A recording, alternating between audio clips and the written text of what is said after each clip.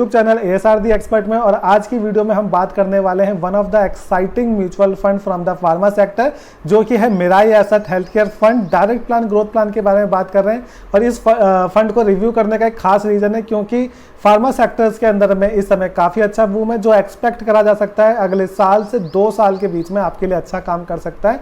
Reason being, अगर आप जाने कि कोविड-19 बहुत ही ड्रास्टिकली फैला है बड़ी मार्केट के अंदर में, तो ऐसे टाइम पीरियड के अंदर में जब वर्ल्ड ओवर आपके 60-70 लाख लोग बीमार हैं इस बीमारी के साथ में, जिसका इलाज नहीं मिल पा रहा है, मल्टीपल कंपनीज काम कर रही हैं इसको लेकर।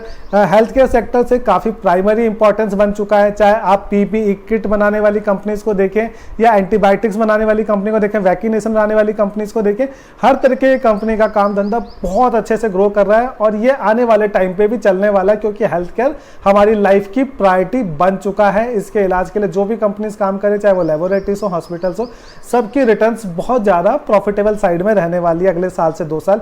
जिस पीरियड में बाकी सारे सेक्टर सफर करते हुए दिखाई देंगे, ये सेक्टर आपको कमा के देगा। तो अपने पोर्टफोलियो में एक फार्मा सेक्टर को इंक्लूड करें, जिसमें मैं आपको सजेस्ट कर रहा हूं Mirae Asset health care fund. इसको सजेस्ट करने के सारे रीजन बताऊंगा, डिटेल से बात करेंगे फंड के बारे में। तो वीडियो को स्टार्ट करने से पहले बस एक छोटी सी रिक्वेस्ट, अगर आप चैनल में नए हैं तो प्लीज सब्सक्राइब करें बिना ना जाए, आगे शेयर करें, डिस्कस करें, कोई सवाल हो मेरे से पूछे, मैं जनरली अपने हर सवाल का जवाब देता हूं और कोशिश करता हूं कि हमारा म्यूचुअल अंडरस्टैंडिंग बड़े नॉलेज अच्छी हो सके। अब सीधा पॉइंट के ऊपर में आते हैं Mirae Asset health care fund के बारे में। इसकी NAV आज की तारीख में 14.118 की चल रही है। ये डायरेक्ट प्लान के बारे में मैं जनरली बात करता हूँ, रीजन बीइंग आपके एक्सपेंस रेशो में 1% से 1.5% के सेविंग हो जाती है। यहाँ पे एक्सपेंस रेशो जो है वो 0.78% है। नोट करना 0.78% बहुत अच्छी म्यूचुअल फंड के अकॉर्डिंगली एक्सपेंस रेशो है, क्योंकि हेल्थ केयर सेक्टर में जितने भी आपको म्यूचुअल फंड दिखाई देंगे, AMC के नाम से चमक के मत जाना, अब परफॉर्मेंस को देखा करिए, क्योंकि यहाँ पे एक्सपेंस रेशो में सबसे लोवेस्ट है इसकी म्यूचुअल फंड की expense ratio health care sector के अंदर में। फंड साइज भी काफ़ी अच्छा है, 526 करोड़ का है, तो आपको रिस्क नहीं है इतना ज़्यादा, इसको फाइनेंशियल क्रंच की प्रॉब्लम नहीं है। इसको एक नोट करने वाली चीज़ है कि ये high risk high reward category के अंदर में आएगा। अब इसके कुछ फन फैक्ट्स बता दें इसके बारे में। ये एक ओपन एंडेड स्कीम के अंदर में आता है, हेल्थ केयर सेक्टर और उसके साथ जुड़े हुए सेक्टर्स में इन्वेस्टमेंट करता है। तो इसके ओपन एंडेड स्कीम का मतलब क्या होता है, जहां पे एंट्री के लिए कोई लोड नहीं होता और एग्जिट के लिए भी आपको छूट होती है। काफ़ी सारे म्यूचुअल फंड पहले ऐसे होते थे कि अगर वो पहले क्लोज एंडेड होते थे, एक बारी शुरुआत में जिन्होंने लॉक इन कर लिया, घुस गए तो वो घुस सकते थे, बाकी लोग नहीं घुस पाते थे। अगर घुस जाते थे तो एग्जिट करने के लिए 2 से 3 साल का लॉक इन पीरियड होता था। ऐसा कुछ नहीं है, यहाँ पे आप कभी भी एंट्री और एग्जिट कर सकते हैं। इसके fund manager mister Brijesh Kasara, ये 2 जुलाई 2018 से, बहुत ही नया फंड है, लगभग इतने टाइम पीरियड से। इसकी इंसेप्शन जो है 2 जुलाई 2018 से, मतलब आप समझिए कि आपका 1.25 साल के अराउंड का इसका टाइम पीरियड हो रखा है। इसका बेंचमार्क जो लेते हैं S&P BSE हेल्थ केयर को, इसको बेंचमार्क में लिया जाता है। यहाँ पे मिनिमम इन्वेस्टमेंट 5000 मल्टीपल्स ऑफ ₹1 में कर सकते हैं आप, एडिशनल अमाउंट आप 1000 की एप्लीकेशंस में कर सकते हैं। एक्सपेंस रेशो की वैसे मैंने आपको बता दिया इसके बारे में। इसके अलावा आपका रेगुलर डायरेक्ट प्लान दोनों ऑप्शंस के अंदर में मिलता है आपको। इसके अंदर में जो आपको स्पेशल फैसिलिटीज मिलती है, अगर आप डायरेक्टली MC के थ्रू परचेज करते हैं तो आपको सिस्टमैटिक इन्वेस्टमेंट प्लान, मतलब SIP का ऑप्शन मिलता है।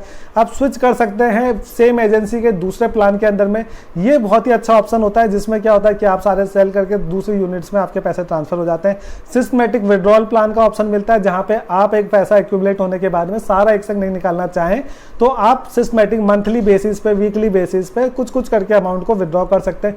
सिस्टमैटिक ट्रांसफर प्लान में होता है कि आप सारा पैसा एक संग दूसरे फंड में ट्रांसफर नहीं करना चाहते, थोड़ा थोड़ा करके ट्रांसफर करना चाहें, तो वो सारे ऑप्शंस ये आपको म्यूचुअल फंड्स देता है।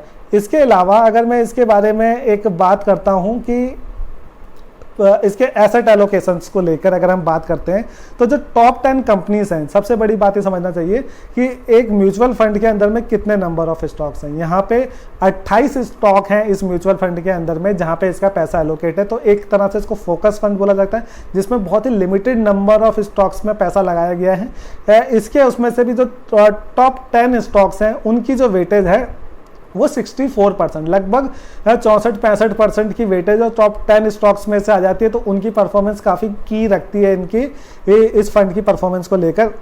उसमें से भी 65 में से भी जो टॉप 5 फंड है उनकी वेटेज अप्रॉक्सीमेटली 42% की है।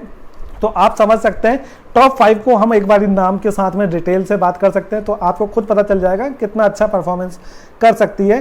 टॉप 3 सेक्टर्स की वेटेज 93%, इसमें pharma and health care sectors ही आएगा। अब portfolio profit to book ratio इसकी 3.58 की है, और इसकी पोर्टफोलियो की profit to equity ratio earning ratio जो है 28.69 है, तो पी रेशो भी बहुत अच्छी है, प्रॉफिट टू बुक रेशो भी काफ़ी अच्छी है। इक्विटी के अंदर में इसमें देखेंगे आप, अगर चार्ट्स में अगर देख पा रहे होंगे तो काफ़ी अच्छा पैसा लगा रखा है। और इसके अलावा अब हम आते हैं इसके पोर्टफोलियो के एग्रीगेट्स को अगर लेता हूं मैं, जो हमने अभी सेक्टर्स वाइज डिवीजन बताया था कि किस तरह से टॉप 10 कंपनीज करते हैं, तो उसमें से कितनी कंपनी ऐसी हैं जो जाइंट है।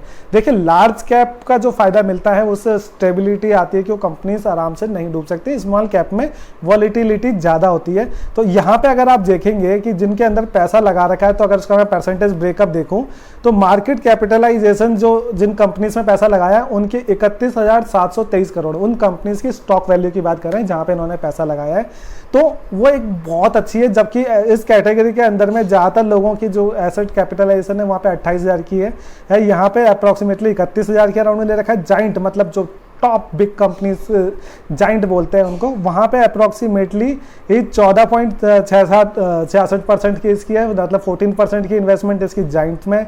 लार्ज कंपनीज के अंदर में 45% की है, मिड कैप के अंदर में 33% की है।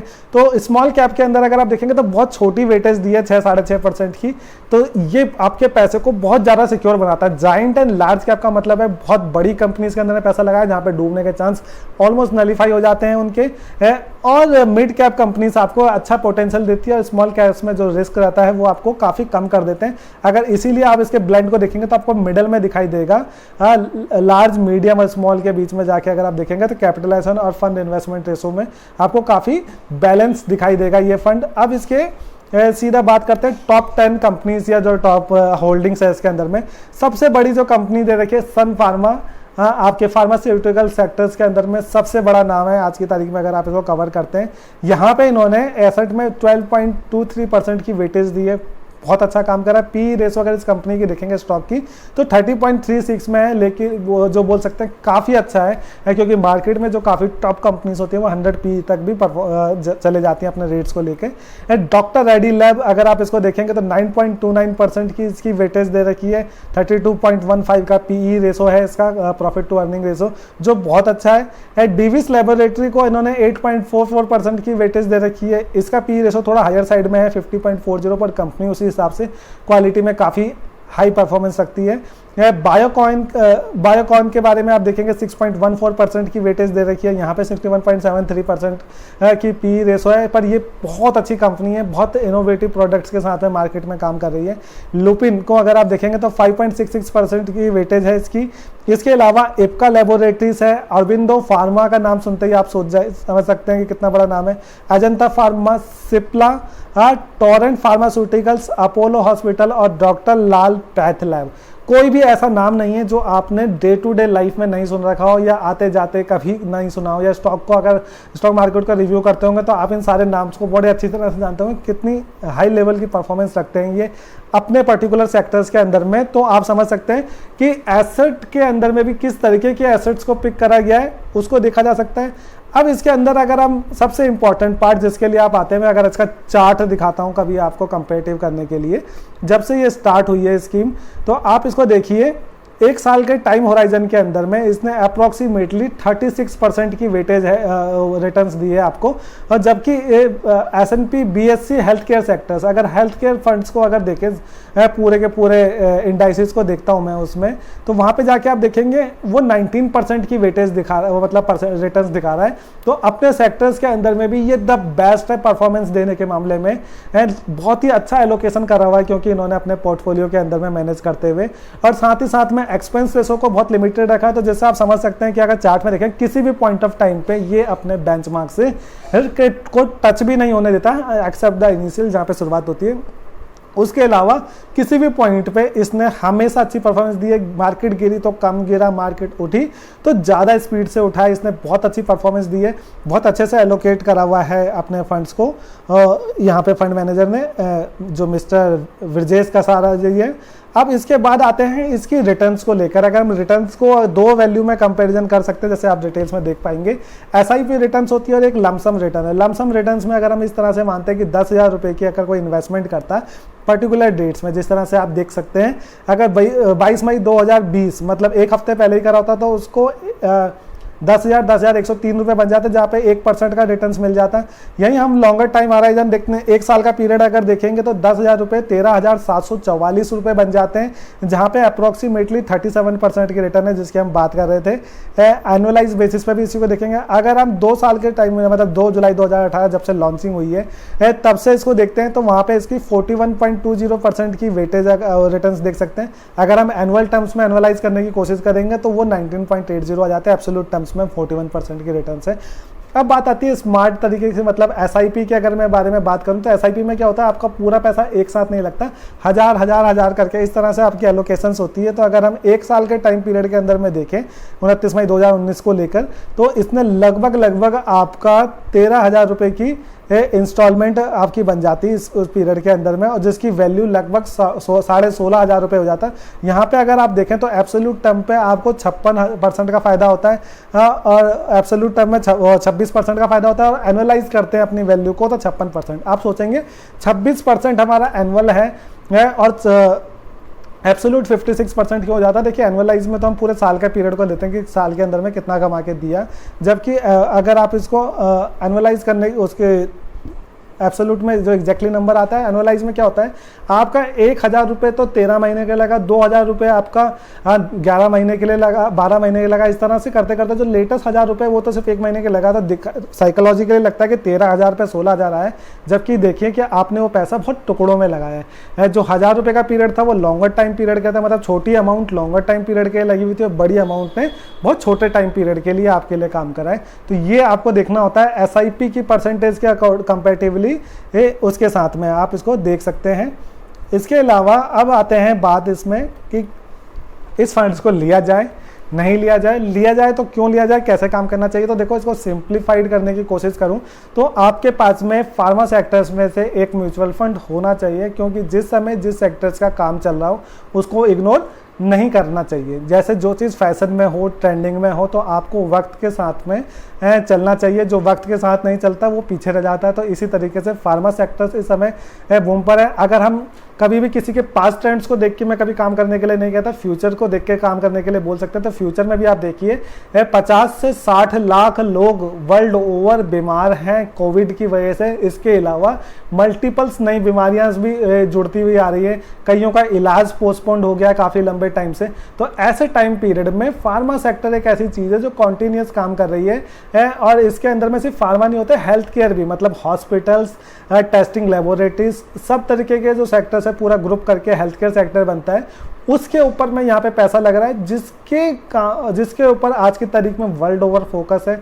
इनको गवर्नमेंट से भी सपोर्ट मिल रहा है, काफ़ी फोकस है इनकी नई रिसर्च के ऊपर में। तो जिस भी तरह से कोई भी एक कंपनी से अगर कोविड-19 का इलाज ढूंढ के ले आ पाती है, वैक्सीनेशन लेके आ पाती है, उसका जो राइट्स फर्दर डाइवर्सिफाइड होंगे, बटेंगे, तो किस तरीके का पोटेंशियल है यहाँ पे आपकी कमाई का, वो आप समझ सकते हैं इस समय फार्मा सेक्टर्स में। और उसमें से भी ये फंड तो मैंने स्पेशली इसलिए सिलेक्ट करा क्योंकि काफ़ी न्यू फंड है। न्यू फंड होने का देखो जनरली हम होता है कि जनरली 4 से 5 साल के काम करे हुए फंड्स को चुनते हैं। मैं यहाँ पे न्यू फंड को चुनने का 2 रीज़न थे।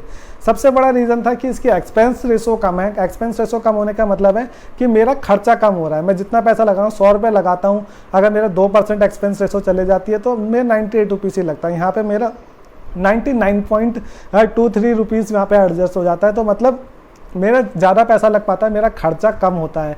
दूसरी चीज़ क्या है, क्योंकि नया फंड है तो ये जो फंड मैनेजर है इसको एक ऐसे टाइम होराइजन पे काम करने के लिए मिल रहा है जहाँ पे इसको ग्रोथ में भागती हुई कंपनीज के साथ में काम करने का मौका मिलेगा। एक होता है कि एक लॉन्गर टाइम होराइजन में आप जानते हैं कोई चीज़ अच्छी है लेकिन इस समय नहीं दौड़ रही है, तो वहाँ पर एक फंड मैनेजर के लिए भी साइकोलॉजिकली ब्लॉक हो जाता है कि मैं इसके संग काम करूँ या ना करूँ। और एक नए फंड के साथ में जहाँ पे चीज़ें दौड़ती हुई चीज़ को पिक करने की एक कॉन्फिडेंस दे फेप आती है आपके अंदर में, तो वो इसीलिए इस नए फंड को सिलेक्ट करना मैंने चुना है। उम्मीद करता हूं कि आपकी ज़्यादातर चीज़ को सिलेक्ट करने के बारे में बता चुका हूं। हाँ, सबसे बड़ी बात, एग्जिट कब करना है। आप इसको साल से 2 साल के टाइम होराइजन के रख सकते हैं, लंबा भी रख सकते हैं, कोई टेंशन नहीं है।